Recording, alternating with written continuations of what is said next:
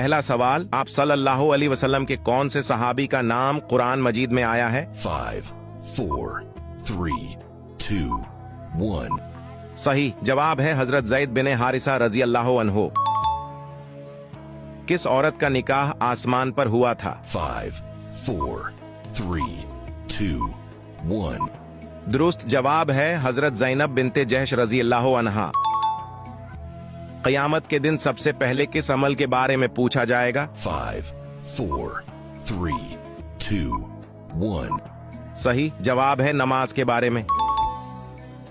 दज्जाल के माथे पर क्या लिखा होगा जो सिर्फ मुसलमान ही पढ़ सकेगा? 5, 4, 3, 2, 1. दुरुस्त जवाब है काफिर।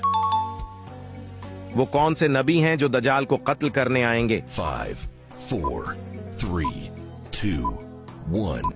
इसका जवाब कमेंट में दो।